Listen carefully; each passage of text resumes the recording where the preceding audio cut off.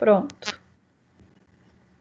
Então, boa tarde a todos. Hoje vamos fazer, então, a nossa aula síncrona, né?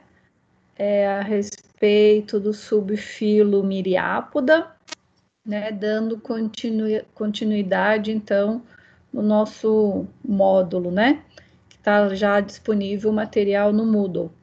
O subfilo Myriapoda está junto no módulo, né? Com Chelicerata.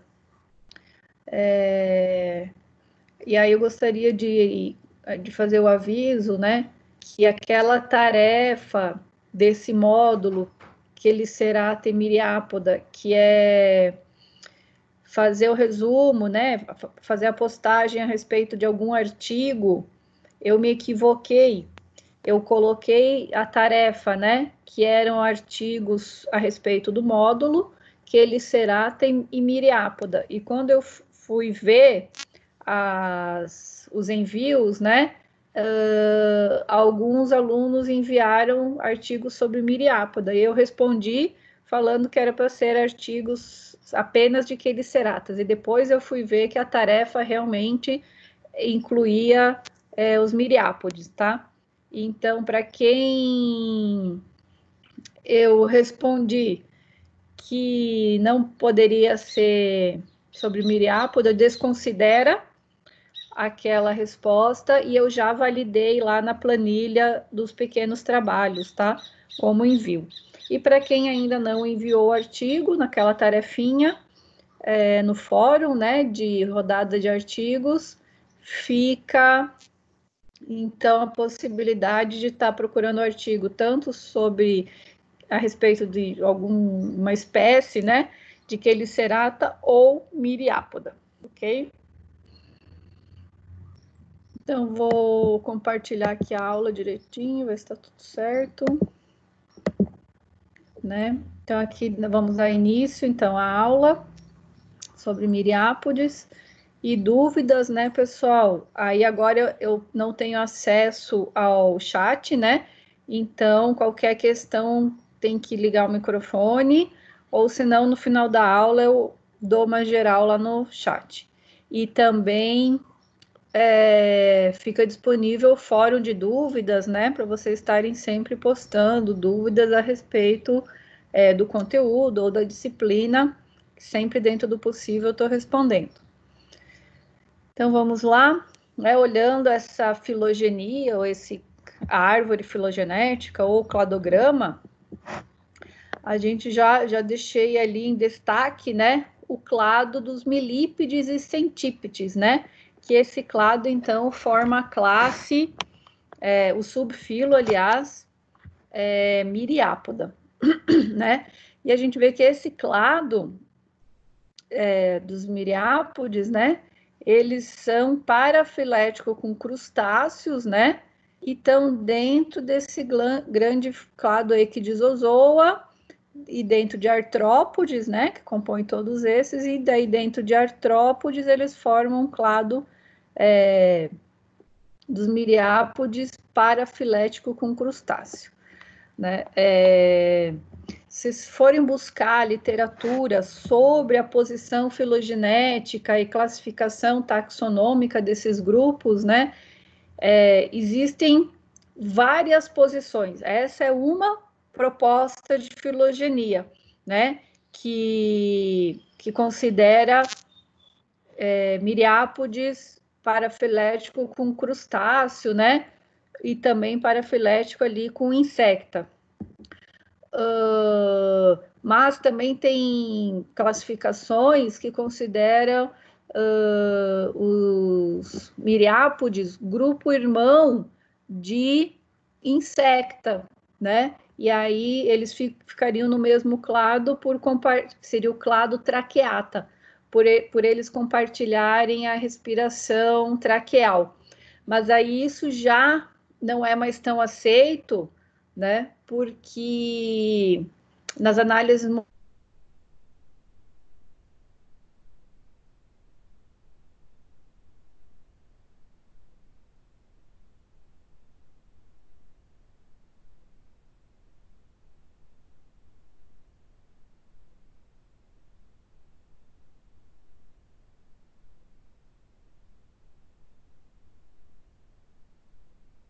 uma traqueia dos queliceratos. Lembra?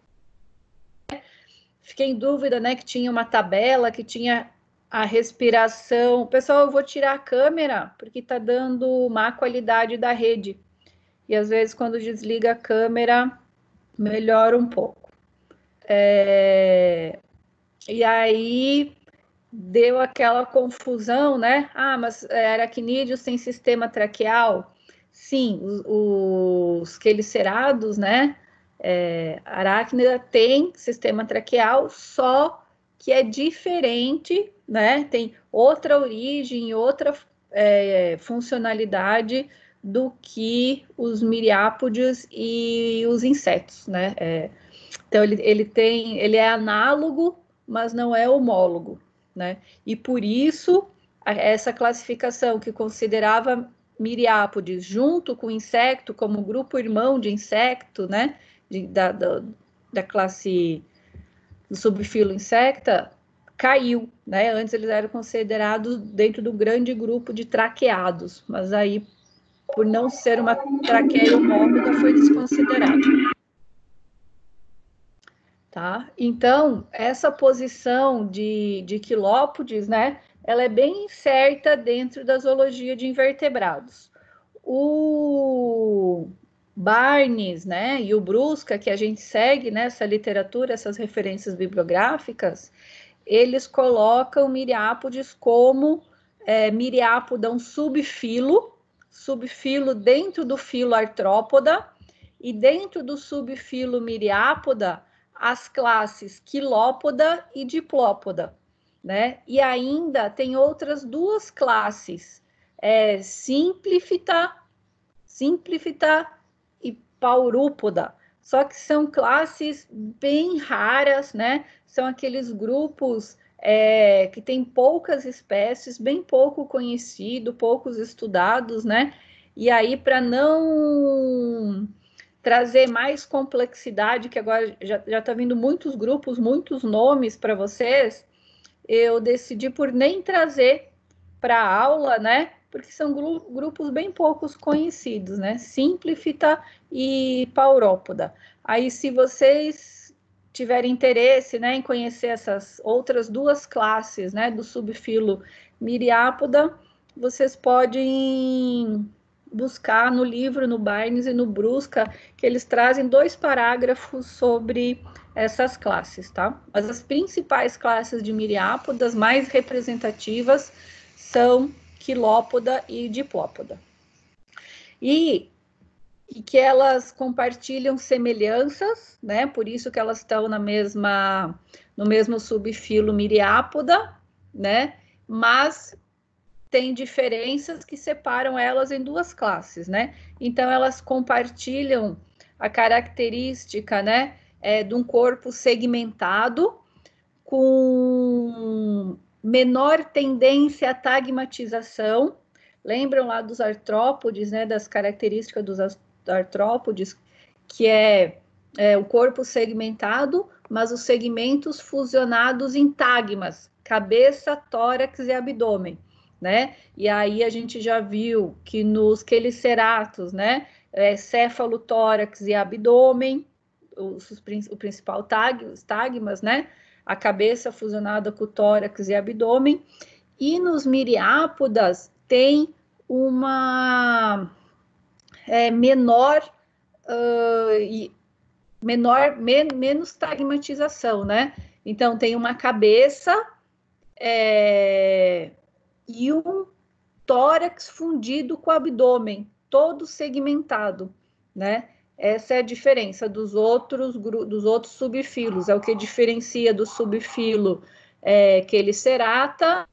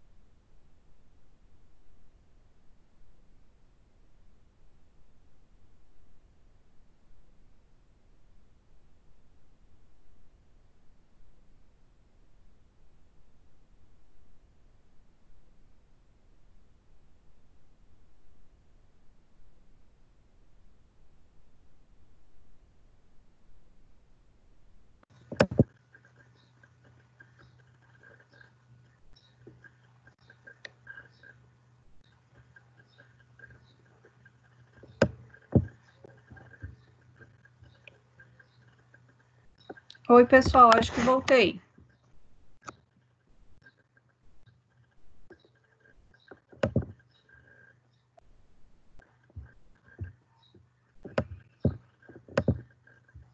Voltou.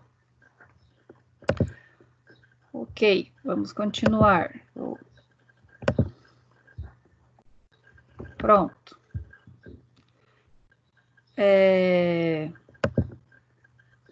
Estávamos aqui, né? Na diferença do diplópoda e quilópoda. Então, os diplópoda, né? Tem o tórax reduzido, que é relativo aos 3 primeiros segmentos posteriores à cabeça, onde tem apenas um par de apêndices articulados. E, posteriormente, deixa eu só conferir se está gravando. Tá. E, posteriormente, né, esse tórax, um abdômen segmentado, né, com 2 pares de apêndices articulados, né? E o último segmento é desprovido de apêndices articulados. E nos quilópodes, né, é uma cabeça anterior sem tórax. O tórax foi fusionado com o abdômen, né, e formando apenas um tórax e abdômen fundido, né, segmentado, sendo um par de segmentos, um par de apêndices articulados por segmento, né? E o último segmento tem um apêndice modificado sensorial, né? Que é aquele último par de apêndices modificados no último segmento do quilópoda. Então, essa é a diferença, né? Então, diplópoda tem corpo segmentado com 2 pares de apêndices articulados, né, no abdômen e 3 segmentos no tórax com um par de apêndices articulados. E os quilópodas, tórax fundido com abdômen segmentado com um par de apêndices articulados por segmento, né? E depois eu vou falar outras características morfológicas, né, que diferenciam eles. Mas de estrutura corporal, essas são as principais diferenças anatômicas, morfológicas. Então, o diplópoda, o corpo é dividido em cabeça e um tronco articulado, né? 2 pares de patas por segmento, e são conhecidos aí principalmente, né, pelos populares piolhos de cobra. E os quilópodas têm o corpo dividido em cabeça e tronco e abdômen fundidos, né? Com 15 ou mais pares de pata e um par por segmento, e são reconhecidos pelas lacraias e centopeias. Nos diplópodas, né, os diplópodas são considerados mais basais, e os quilópodas, perdão, são considerados mais basais, e o que aconteceu foi que no diplópoda teve uma fusão de segmentos. Então, eles têm 2 pares de apêndices articulados por segmento, porque teve uma fusão de segmentos, né? E essa fusão de segmentos, ela corrobora, porque internamente se percebe a duplicação de alguns gânglios nervosos, duplicação dos espiráculos, né? Porque como é um sistema respiratório traqueal, cada segmento dos quilópodas, por exemplo, tem um par de espiráculos, que são aquelas aberturas por onde o ar entra no sistema traqueal. E nos quilópodas, pode até ter 2 espiráculos por segmento e 2 pares de gânglios nervosos, né? Indicando, então, que nos diplópodas houve uma fusão de segmentos, né? E por isso que eles ficaram com 2 pares de apêndices articulados por segmentos, né? E um aumento aí do número de segmentos. E esse número de segmentos, ele é variado dependendo da espécie. tanto para diplópoda quanto equilópoda, o número de segmentos não é fixo, né? Então, eles têm um tamanho, um comprimento e número de segmentos variando dependendo da espécie.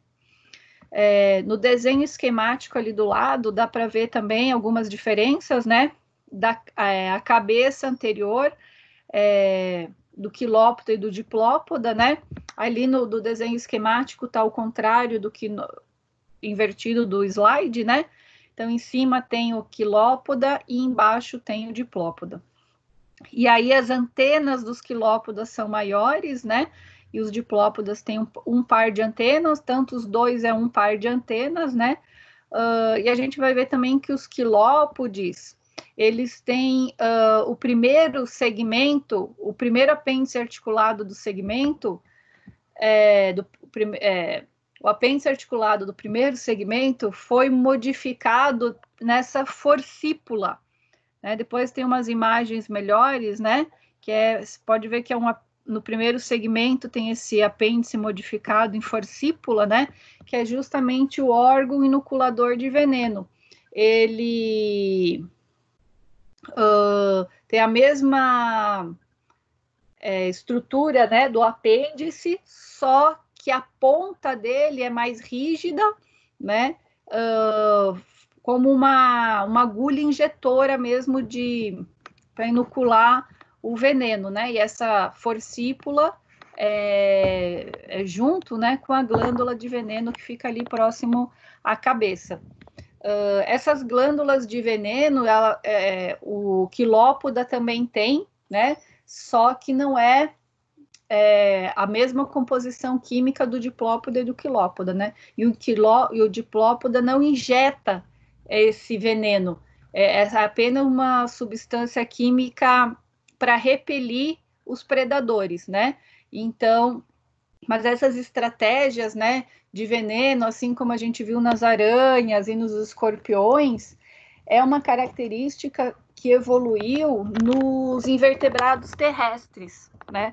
Porque a irradiação dos invertebrados do ambiente aquático para o ambiente terrestre exigiu deles adaptações morfológicas, né? Para sobreviver no que um ambiente terrestre ele tem muito mais desafios, né? Físicos, é um ambiente mais aberto, mais exposto aos predadores.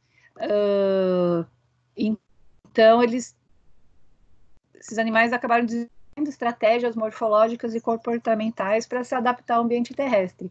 E essas glândulas de veneno ou de substâncias para repelir predadores são bem comuns nos insetos terrestres, assim como nos miriápodes, né? E nos quilópodas, esse veneno é injetado pela forcípula, né? Que é para paralisação das presas, né? Porque eles são predadores. E nos quilópodas é uma substância que não é venenosa, né? Não causa nenhum mal, até porque ele não tem nenhum órgão de injetar essa peçonha, mas ele tem essas glândulas que produzem essa substância para repelir predadores, né?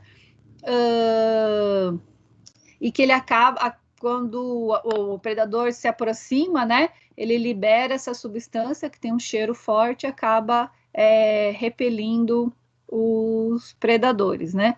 E ele também tem como uma tinta roxa. Depois a gente vai ver dando uma percepção negativa nos predadores e acabam desistindo da predação.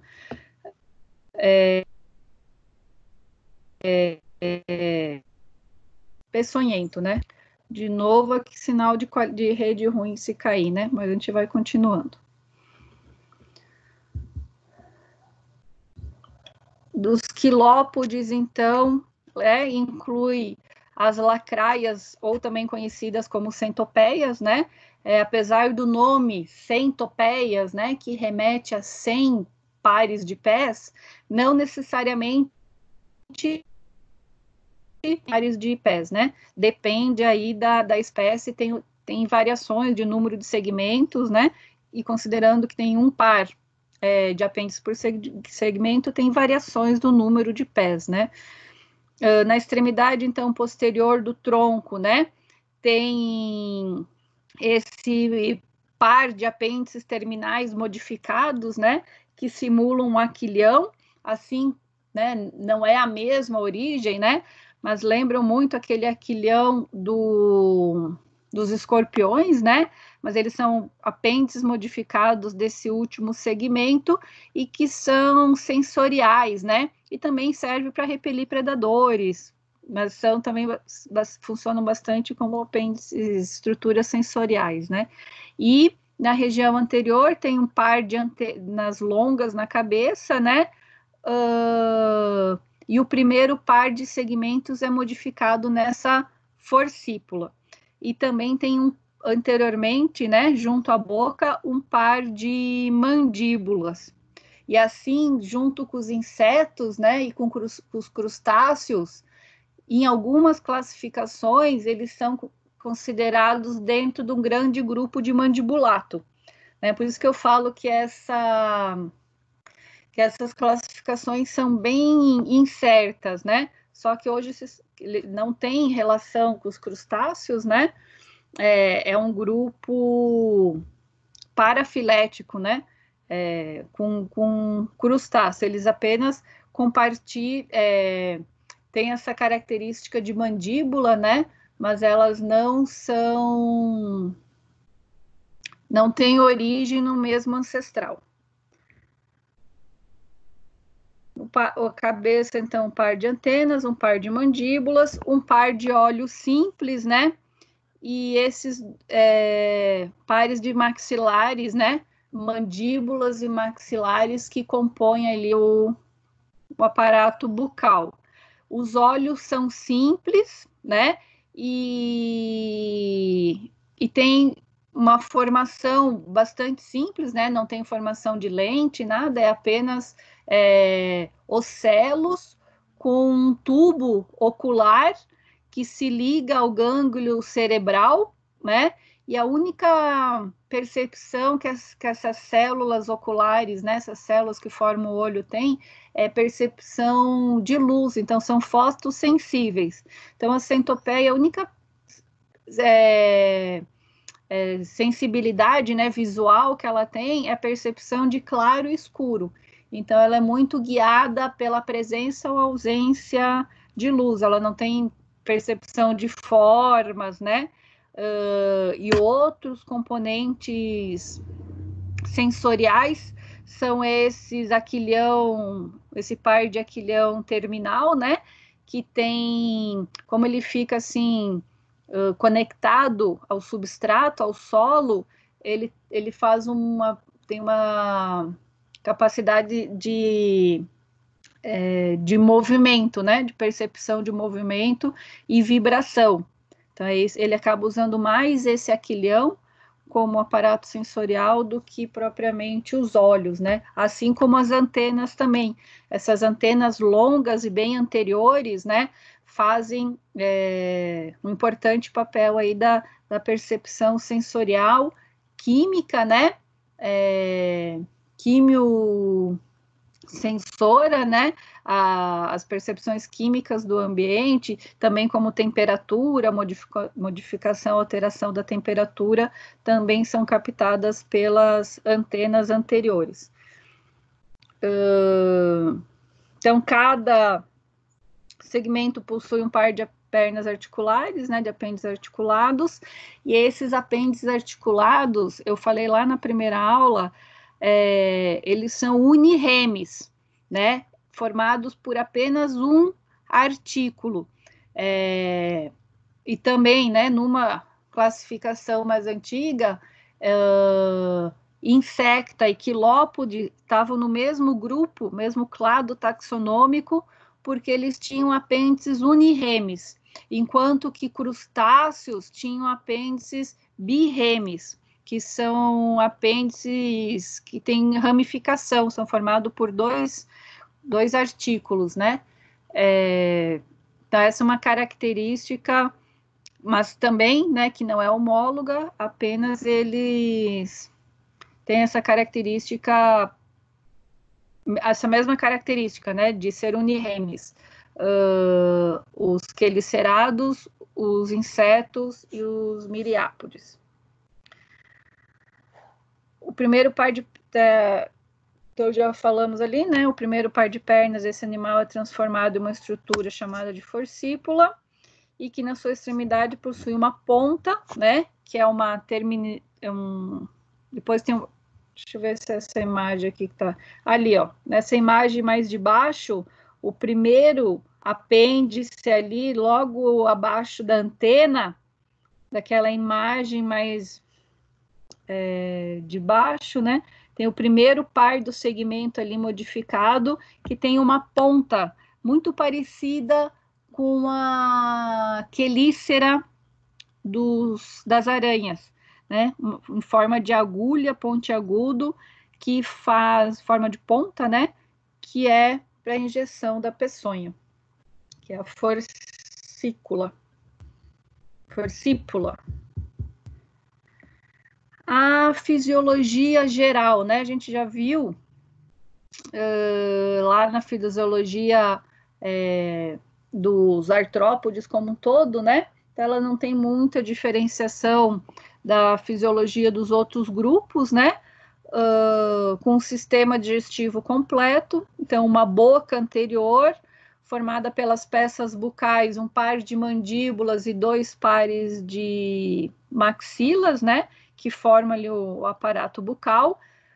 No caso das centopeias, dos quilópodes, né? Eles são predadores, então essa forcípula, né? Que é esse primeiro par de apêndices modificados, injeta a peçonha, paralisa a presa, a mandíbula rasga, né, a carne da presa. Muitas das espécies de centopeias, né, iniciam, assim como nos aracnídeos, a digestão extracorporal, através dessas glândulas maxilares que jogam essas enzimas digestivas já na presa fora do corpo, né, e tendo uma pré-digestão, e depois, com o estômago muscular, sugam essa presa liquefeita, né? E aí já entra para o estômago, né? Pré-digerida, e é absorvida os nutrientes, proteínas pelo intestino, e as fezes eliminadas pelo ânus terminal.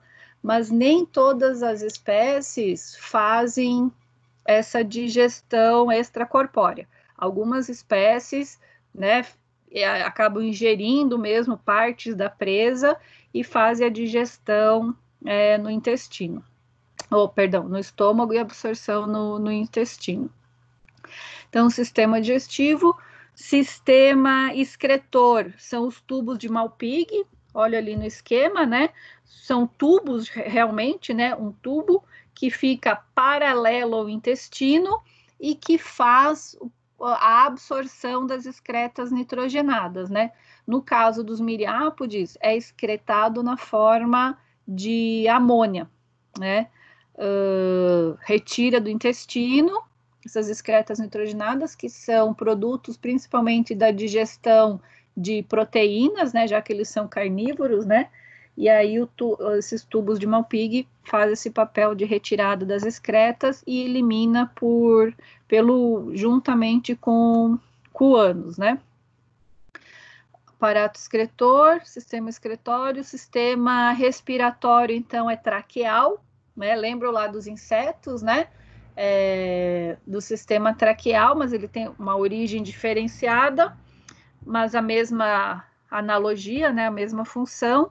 Lateralmente, em cada segmento, olha ali no esquema, tem um par desses furos, desses poros, né? Que são os espiráculos, por onde o ar entra, e por meio de canais internos do corpo, esse ar passa por todos os tecidos do corpo e oxigena diretamente as células. O oxigênio do ar, por difusão, oxigena diretamente todos os tecidos do corpo, né?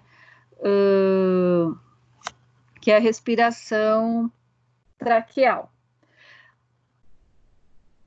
O sistema circulatório é aberto, né? E o sistema circulatório como a respiração é traqueal, o sistema circulatório funciona basicamente, né, para levar os nutrientes do processo de digestão. Então, o estômago faz a digestão, o intestino absorve os nutrientes, né, por difusão do intestino, passa para o sistema circulatório, que é uma hemolinfa, né, dorsal, sistema circulatório dorsal, com a presença de um coração, e essa hemolinfa, então, com os nutrientes da digestão, leva esses nutrientes através de um sistema circulatório aberto para todas as células do corpo, né? Então, o coração é muscular, faz esse bombeamento dorsal da hemolinfa, e essa hemolinfa é jogada, né? Dentro dessa cavidade interna corporal e banha todas as células e tecidos do corpo, então, caracterizando um sistema circulatório aberto. O sistema nervoso, então, tem o aparato sensorial, principalmente ali anteriormente um par de antenas, né? E um cérebro, né, formado ali por um gânglio sensorial, um gânglio nervoso, que é a união de vários neurônios. E desse gânglio, desse cérebro, né, anterior, tem um cordão, vejam lá, dele, né, desse cérebro anterior, que está posicionado na cabeça, né, faz um cordão nervoso ventral, e cada segmento tem um gânglio nervoso, né? Então, toda a percepção sensorial do ambiente é captado pelo aparato sensorial, essa informação é levada até o cérebro, né? E o cérebro, então, passa essa informação para os gânglios segmentares, né? Que passam informação para o músculo de cada apêndice locomotor, e a centopeia aí, no caso, faz um movimento de locomoção, né? E esses apêndices são articulados e ligados por feixes musculares, né? Lembram lá? Nós estamos falando de artrópodes, né? Então, eles têm um exoesqueleto, e essas fibras musculares ligam o corpo ao esqueleto, assim como também aos apêndices articulados, né? Que faz toda essa movimentação articulada dos segmentos corporais e dos apêndices, né? Por mais que esses artrópodes estejam dentro de um exoesqueleto rígido e quitinoso, essa formação, esses feixes musculares, né, interligados do corpo com esse exoesqueleto, dão essa mobilidade. E também porque eles são compostos por segmentos articulados, né? Lembram dos tergitos e dos... Como que é? Tergitos é ventral, pleura é lateral, e tergitos externitos. Isso, externitos são dorsais, tergitos são ventrais e as pleuras laterais. Olhem nesse esquema, aquela placa que tem em cima de cada segmento é o externito. A placa que tem embaixo do segmento externito é o tergito ventral, né? E lateralmente tem a pleura. Então, por mais que eles estejam nesse exoesqueleto rígido, essas placas segmentares, né? Dorsal, ventral e lateral, ligadas a feixes musculares, propiciona, né, essa articulação desses segmentos e a movimentação do corpo, né? E para a centopeia isso é bem interessante, porque é uma característica da centopeia a velocidade que ela consegue atingir no movimento de deslocamento. É muito articulado o movimento dela, né? Depois eu separei ali para vocês verem, assistirem alguns vídeos de centopeias, né? É uma característica dela a agilidade no deslocamento, justamente por conta dessa dessas articulações, das placas do exoesqueleto, né? Das placas de cada segmento do exoesqueleto. E a ligação com esses feixes musculares. Então, ela tem um aparato sensorial ligado com esse cérebro, né? Que interligado no cordão nervoso longitudinal, tem a percepção dos ocelos, por exemplo, né? A percepção de luz, manda esse sinal para o cérebro manda para o cordão longitudinal, os gânglios segmentares dão a informação para os apêndices articulados, né? E eles fazem esse rápido deslocamento. E sempre que um segmento, um apêndice articulado do segmento da frente está à frente, o próximo segmento já vem em sequência. Então, é um movimento muito rápido que a centopeia faz. Diferente dos quilópodes, né? Os quilópodes, os que a gente vai ver depois, os piolos de cobra, por eles ter os segmentos fundidos e 2 pares de apêndices articulados, o deslocamento deles é diferente e mais lento, né? Essas placas do exoesqueleto, né? O tergito, esternito dorsal, tergito ventral e a pleura lateral, eles são fundidos, e aí ele fica mais compactado, né? Depois vamos ver ali a diferença numa imagem. Olha a diferença da estrutura corporal do quilópoda, né, que tem essas placas segmentares, né, do exoesqueleto articuladas, né, e bem flexíveis, diferente dessas placas do exoesqueleto do diplópoda que são fundidas, né, as placas dorsais, laterais e ventrais são fundidas, né, e então ele acaba ficando esse animal mais compacto e dificultando a movimentação. Então, depois eu não separei vídeos de piolo de cobra, do diplópoda, mas vocês podem procurar e comparar a movimentação, né? Como o diplópoda, ele mexe as perninhas articuladas, né? Faz aquela movimentação dos passinhos do diplópoda, mas os segmentos ficam rígidos, né? E da centopeia não, quando ela movimenta, os segmentos movimentam juntos, né? Justamente por causa dessa combinação das placas, né? Que dos diplópoda é fundido e dos quilópoda essas placas são articuladas. Então, o sistema nervoso, né, é relacionado ao sistema muscular e aos modos de locomoção. Falamos do Suran. E o sistema reprodutor, né, eles são dioicos, têm sexos separados, não tem dimorfismo sexual, né, não tem diferença entre os machos e as fêmeas, né, a fecundação é interna, né, dos quilópodes, e o desenvolvimento é direto, sem a presença de larvas, né. A reprodução, existe um grupo, uma espécie de centopeia que tem fecundação externa, né? Que o macho libera o espermatóforo e a fêmea depois se desloca até esse espermatóforo, que é um saco de esperma, né? E aí ela mesmo faz a inoculação desse espermatóforo na vulva, né? Mas é um caso só. A maioria, a outra grande maioria, é reprodução interna, sendo que o macho, né, utiliza um par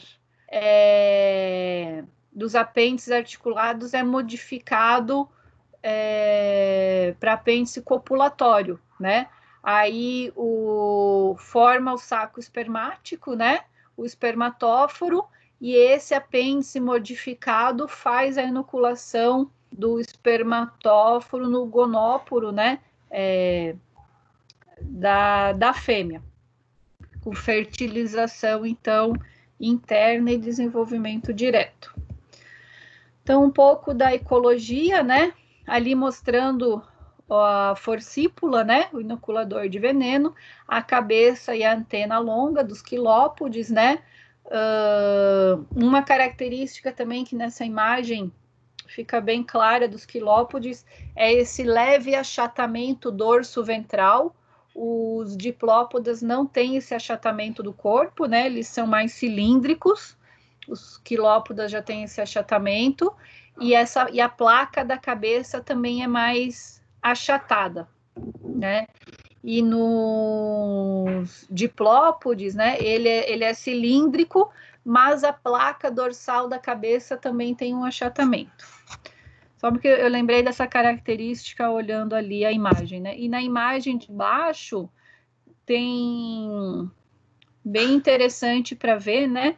A forcípula, que é essa modificação do primeiro par de apêndices, né? Pontiaguda em forma de ponta, lembrando até uma quelícera, né? Dos aracnídeos, mas não tem nenhuma relação com os quelicerados, né? Apenas uma similaridade morfológica, mas que é utilizada então para a inoculação desse veneno. Sobre o veneno, ele dá uma sensação de queimadura, de ardência, né? Quando se ele for inoculado, por exemplo, no ser humano, né?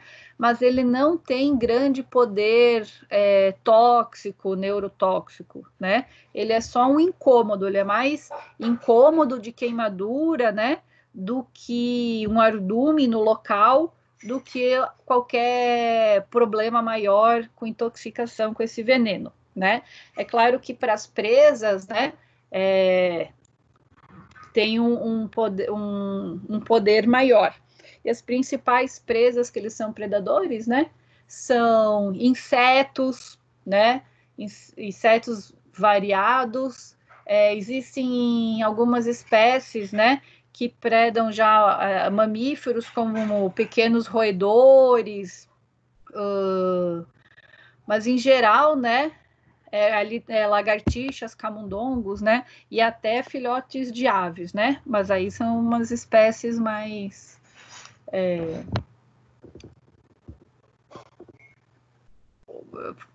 diferentes, assim, das lacraias e centopeias, né? As mais comuns, as lacraias e centopeias mais comuns, são predadoras de insetos. E elas são encontradas em todos os ambientes terrestres, né? Principalmente em ambientes úmidos, sob folhas ou daquela serrapilheira, né? Então, eu quero procurar centopeias. Tem que procurar na floresta, embaixo daquele folício, daquelas folhas, né, que se acumulam no solo. Ali é um ambiente bem comum de encontrar quilópodes, né, embaixo de pedras, nesses ambientes úmidos, né, embaixo das pedras e troncos podres. São caçadores noturnos, principalmente, né, durante o dia não são tão comuns, não são tão visíveis, eles ficam mais escondidos, né, e ali já falando do veneno que eu já falei. E aí eu disponibilizei aqui o link, né, de um artigo que eles fizeram a relação evolutiva das espécies de centopeia em relação à composição química do veneno, né? Então eles viram que tem que não existe, eles testaram, né? Será que centopeias que têm uma determinada forma, composição de proteína no veneno, elas são relacionadas filogeneticamente, né? E esse artigo mostrou que não, e inclusive algumas composições das proteínas do veneno são muito similares com as proteínas do veneno de escorpião, né? Mas mostrando que isso é uma... esqueci a característica, o conceito para isso, né? Evolutivo, mas que ocorreu independentemente, essa composição química ocorreu independente nas centopeias e no caso, nos escorpiões.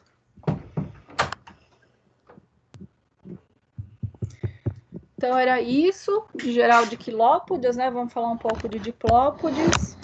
E aqui eu deixo alguns vídeos, indicação de alguns vídeos complementares, né? Sobre ecologia e comportamento dos quilópodes. Dos diplópodes, então, alguma coisa eu já vim falando, né? Como comparando com os quilópodes, né? Então, os diplópodes são conhecidos principalmente como piolho de cobra, né? O terror dos boxes de banheiro, né? Porque eles gostam desses ambientes úmidos também, e eles são bem comuns, né? De entrar pelo ralo e aparecer de surpresa no box do banheiro, ou mesmo andando pelo banheiro, e às vezes à noite a gente vai no banheiro com a luz apagada e só sente aquele crack, né? Que esmagou alguma coisa, é um piolho de cobra. Não sei se já aconteceu com vocês, mas para mim já aconteceu algumas vezes, quando eu morava em casa, né? Depois que fui morar em apartamento, já é mais raro. E muitas vezes ele solta quando ele é apertado, assim, né? Ou pisoteado, que é o sistema de defesa deles, assim como os quilópodes, né? Tem a glândula de veneno, os diplópodes têm essa glândula anterior, que ela tem um cheiro forte e ela é roxa, né? Então, às vezes, quando pisa, algumas espécies ficam bem uma mancha bem roxa, né? No pé, se pisou, ou uma marca no chão, né? Mas é essa glândula de tinta e de odor que ela tem para repelir as presas, né? E aí são conhecidos, dependendo da região, né? Gongolôs, embuás, e os piolhos de cobra é o mais comum, né? São também artrópodes terrestres, né? Que é a classe diplópoda dentro do subfilo Myriapoda. O corpo, então, é dividido em cabeça, um pequeno tórax e um abdômen longo, né? Que é essa diferença de ter um pequeno tórax e um abdômen, né, segmentado, que difere eles dos quilópodes, né? Que tem apenas um corpo, o tórax fundido com o abdômen segmentado.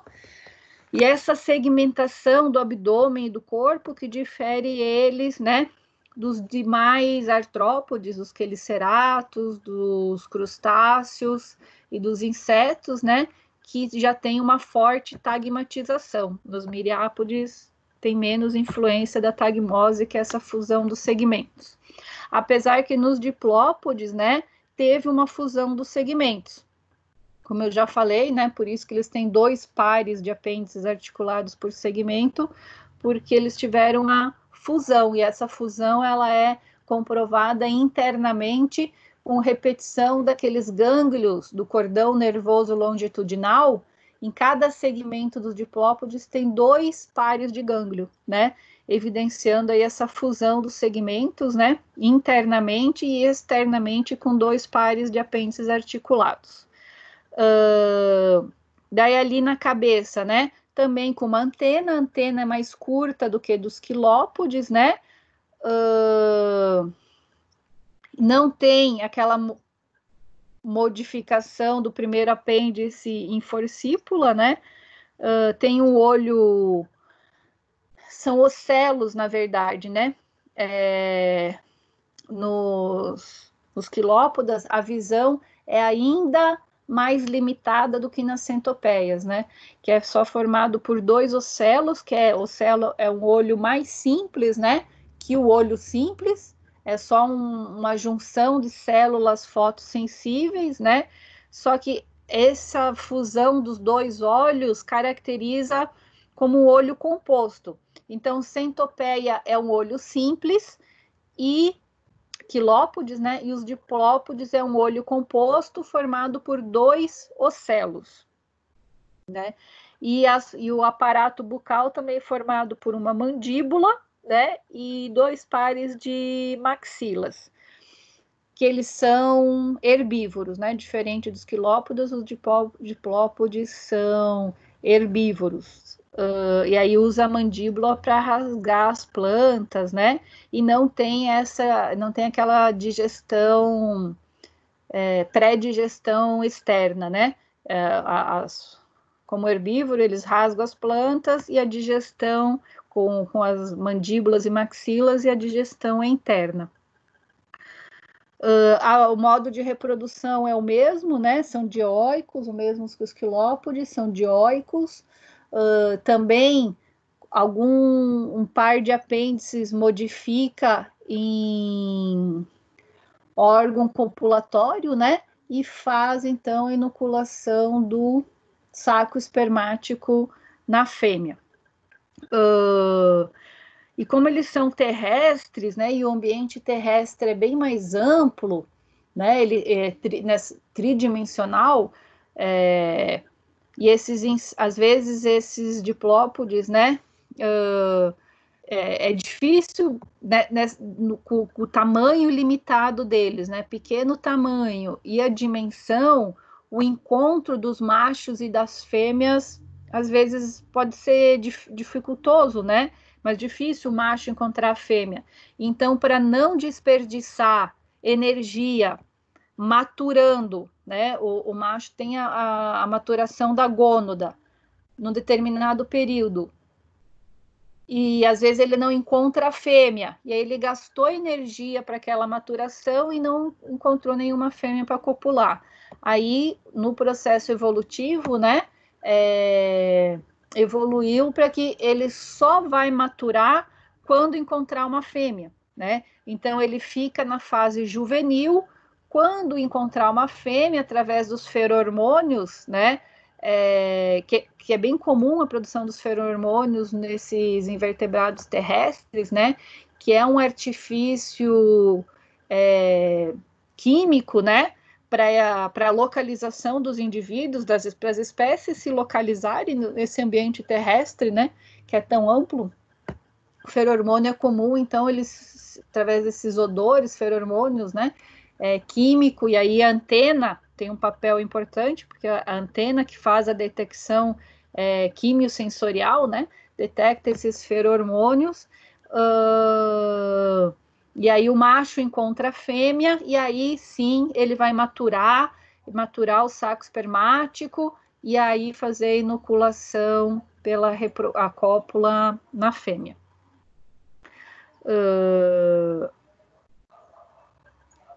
Daí, nesse caso, né, os diplópodes são totalmente inofensivos, né, não tem essa glândula de peçonha e nem a forcípula, né, mas eles têm essa glândula dessa substância de odor forte e de tinta, né, e o modo de vida deles vive em solo úmido também, em buracos, né, e tem esse comportamento de se enrolar quando eles se sentem com alguma pressão de predação, uma agressão externa, né? Eles têm o comportamento de se enrolar e virar uma bolinha. E aí, como eu expliquei antes, né? Os quilópodes não têm essas placas do exoesqueleto articuladas, né? Essas placas são mais inteiras, né? Quando ele se enrola, ele fica, acho que até coloquei na sequência aqui uma imagem dele enrolado. Ali, né, ele fica esse bolinho, o que dá bastante segurança para ele, né? Então, aqui só mais algumas esquemas mostrando a diferença do diplópoda e do quilópoda, né? Chamando atenção para esses primeiros 3 segmentos que tem apenas um par de apêndices articulados, né? Que diferencia quilópoda de diplópoda. Os sistemas fisiológicos são basicamente os mesmos, né? Que o quilópoda, sistema respiratório traqueal, coração dorsal, né, o aparato bucal para alimentação, que são vegetarianos, as mandíbulas, a boca, que faz a mastigação, a digestão no estômago, a absorção no intestino, o ando terminal, o cérebro, né, os olhos compostos, antenas com aparato sensorial, um cérebro ligado a um cordão nervoso ventral com gânglios segmentares. Aqui, né, nos diplópodes, então, a gônada e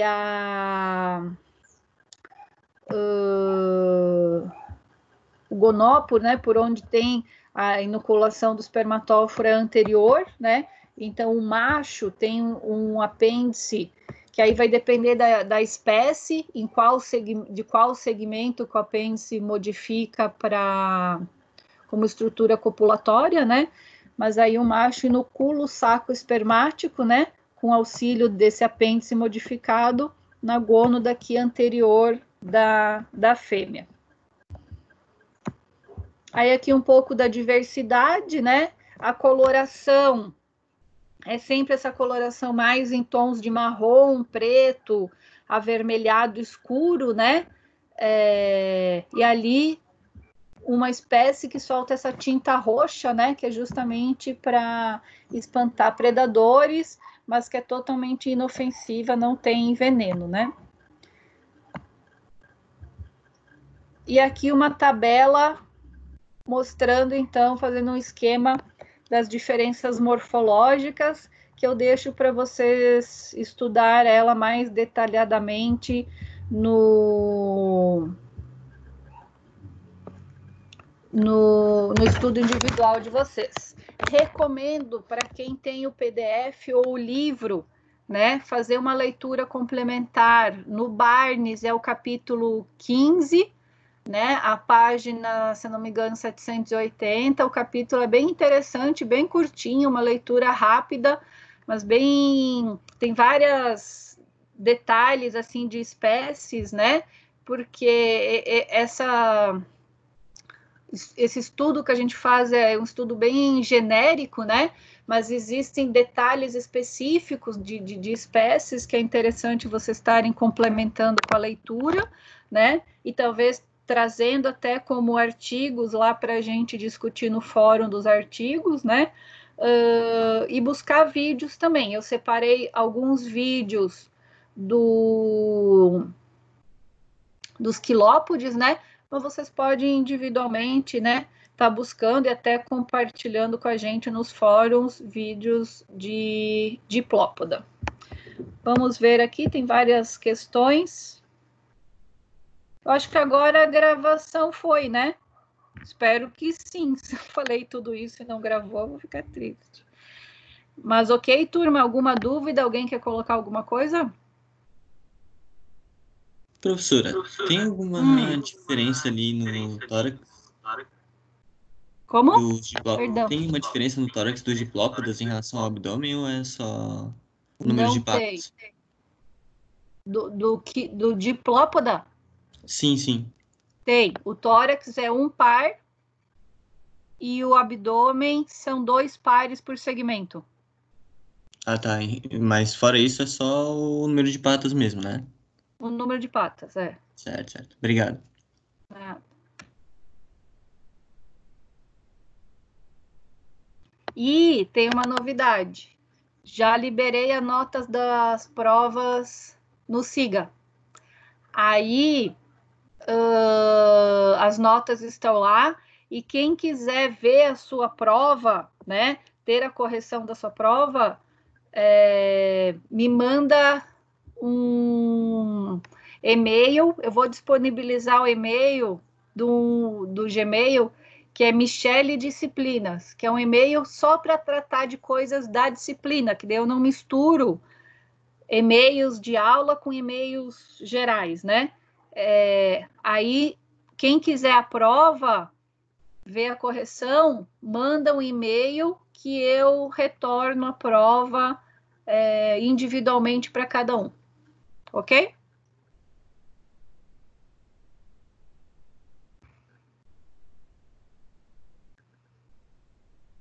A nota é parcial? Como assim, Glaucio?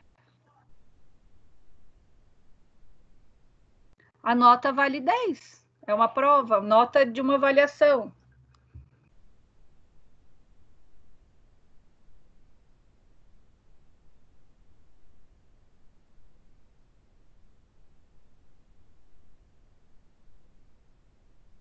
Não, então talvez tenha algum erro na fórmula. Eu vou olhar lá no SIGA. Mas ela é peso 10. Ah, sim, é porque tem a fórmula das 3 notas.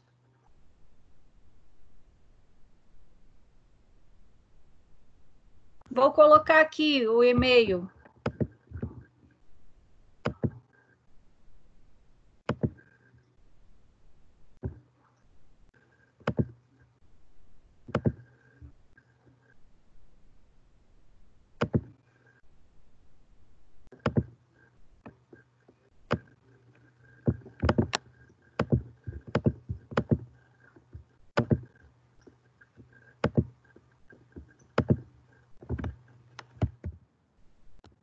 Esse e-mail, ó.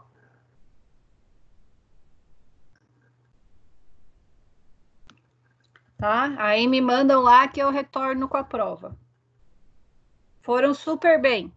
Parabéns, gostei da prova de vocês. Continuem assim no restante da disciplina. Tá? E qualquer dúvida, pessoal, fico à disposição sempre, né? Por mais que eu tô aí com algumas limitações pessoais e tudo, né? Mas eu sempre tento me organizar para estar dando atenção para vocês. Tá bom?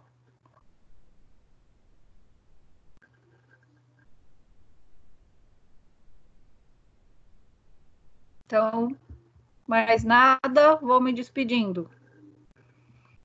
Beijos e saudades, turminha. Passa logo tudo isso.